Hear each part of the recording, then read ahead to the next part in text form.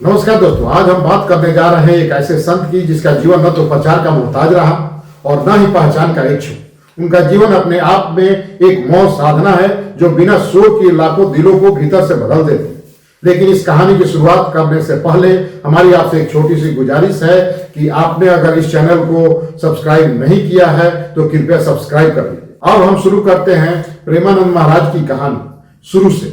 श्री प्रेमानंद महाराज जी का जन्म सन 1969 उत्तर प्रदेश के सिकानपुर जिले के सरसौल ब्लॉक में हुआ था। हालांकि जन्म की तिथि को लेकर के कुछ संशय आज भी बना हुआ है। उनका वास्तविक नाम अनिरुद्ध कुमार पांडे था। एक साधारण ब्राह्मण परिवार में जन्मे अनिरुद्ध के पिता श्री शंभुनाथ पांडे धार्मिक प्रवृत्ति के व्यक्ति थे और उनकी माता श्रीमती रामा देवी भक्ति में लीन रहने वाली महिला थी। परिवार में संन्यास की परंपरा पहले से ही मौजूद थी। उनके दादाजी भी सन्यासी थे। शायद यही कारण था कि अनिरुद्ध के मन में बचपन से ही भगवान के प्रति गहरी आस्था जागने लगी। 5 वर्ष की छोटी सी आयु में अनिरुद्ध भजन कीर्तन करने में रुचि लेने लगे। वे गांव के मंदिरों में घंटों बैठ करके रामायण और श्रीमद् भागवत की कथाएं सुनते। इतनी कम उम्र में गीता का अध्ययन करना उनका सामान्य बात नहीं थी। परिवार वाले इस बालक की आध्यात्मिक रुचि देखकर आश्चर्यचकित रह जाते थे। अनिरुद्ध अक्सर सत्संग में बैठ करके सोचते थे कि जब एक दिन घर से सभी लोग चले जाएंगे तब इस संसार में मेरा कौन होगा। और फिर उसके मन में एक ही उत्तर आता, भगवान। उसका स्वभाव बचपन से ही सबसे अलग था। जहां अन्य बच्चे खेल कूद और शोर में लगे रहते, वहीं अनिरुद्ध मंदिर के सीढ़ियों पर बैठकर ईश्वर के बारे में सोचते रहते थे। उनकी माँ बताया करती थी कि वह रात में चुपके से उठ करके मंदिर की मूर्तियां से बातें किया करते थे जैसे भगवान के सखा हो। गांव वाले भी कहने लगे थे कि यह कोई साधारण बालक नहीं है, इसके भीतर कुछ और ही चल रहा है। मात्र 13 वर्ष की आयु में अनिरुद्ध का मन संसार से विरक्त हो चुका था।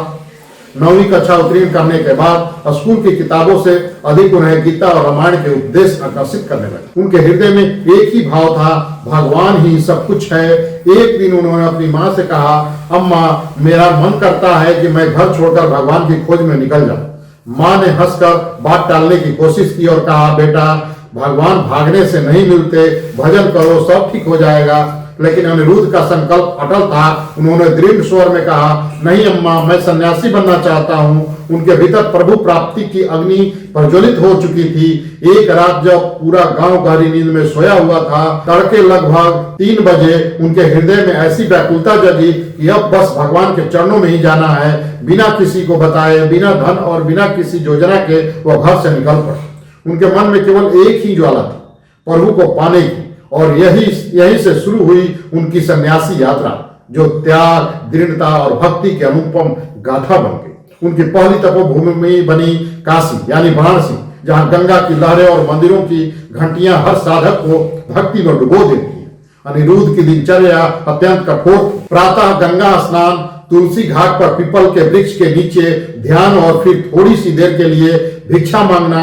वे केवल 10-15 मिनट ही भिक्षा मांगते। यदि कुछ मिल गया तो ठीक, अन्यथा गंगाजल पीकर भगवान के भजन में लीन हो जाते। कई बार वे दिन रात बिना खाए पिए केवल नाम स्मरण करते रहते। यदि किसी को रोटी खाते देखते तो मन ही मन सोचते कि कितना भाग्यशाली है। इन कठिन परिस्थितियों में भी उसके मन में कोई शिकायत नहीं आई। वे कहते थे, जब भगवान मेरे साथ है तो भूख प्यास क्या मायने रखती है। उनका एकांतवासी स्वभाव उन्हें भीड़ से दूर रखता था। घंटों ध्यान में बैठे रहते और उनके चेहरे पर एक अद्भुत शांति दिखाई देती थी। लेकिन नियति ने उनके लिए कुछ और ही तय कर रखा था। एक दिन ध्यान के दौरान उनके मन में विचार आया, वृंदावन के बारे में बहुत कुछ सुना है पर वहां गया नहीं, ऐसा होगा वृंदावन। यही विचार उनके लिए ईश्वर प्रेरणा बन गया और उसी काशी में एक धार्मिक अनुष्ठान हो रहा था। दिन में भी श्री चैतन्य लीला और रात में भी रास लीला का आयोजन था। एक संत ने उनसे आग्रह किया कि चलो दर्शन करके आते हैं। अनिरुद्ध को राम लीला का अनुभव था लेकिन रास लीला का नहीं। रास लीला क्या होती है यह नहीं जानते थे। उनका स्वभाव एकांत का था, इसलिए पहले मना किया, लेकिन संतों को बार बार आग्रह पर वे साथ चल पड़े। उन्होंने रास लीला देखी तो उनका मन आनंद से भर गया। राधा कृष्ण का प्रेम, बांसुरी की धुन और भक्तों की भाव विभोर अवस्था उनके लिए बिल्कुल नई थी। 1 महीने तक वे प्रतिदिन रास लीला देखने जाते रहे। जब लीला समाप्त हुई और कलाकार वृंदावन लौटने लगे तब उनके मन में बेचैनी छा गई। उन्होंने सोचा यदि मैं वृंदावन चला जाऊं तो रोज ऐसी लीला देखने को मिलेगी। वे लीला के संचालक के पास गए और विनम्रता से बोले, स्वामी जी मैं बहुत गरीब हूं, मेरे पास धन नहीं है, आप मुझे अपने साथ रख लीजिए, मैं आपकी सेवा करूंगा।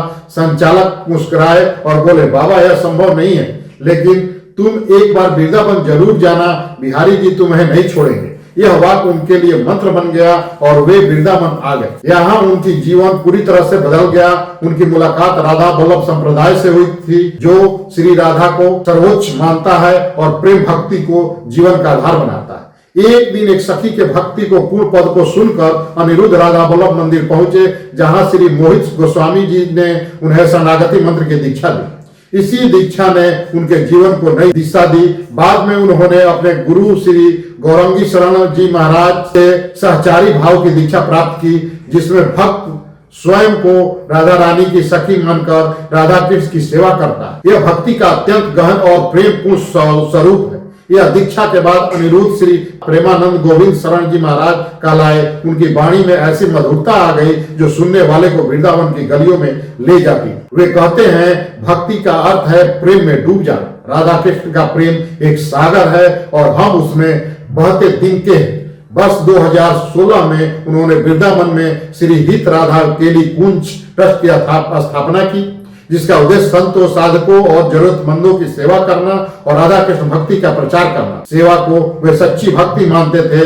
2020 के बाद उनके सत्संग सोशल मीडिया पर तेजी से फैलने लगे और उनकी सादगी और प्रेमपूर्ण वाणी ने हर वर्ग को आकर्षित किया। विराट कोहली, अनुष्का शर्मा, ग्रेट खली, हेमा मालिनी, मोहन भागवत जैसे कई प्रतिष्ठित लोग उनके दर्शन के लिए आए। हालांकि उनके जीवन में एक बड़ा संघर्ष भी आया। जब मात्र 35 वर्ष की आयु में उन्हें किडनी रोग का पता चला।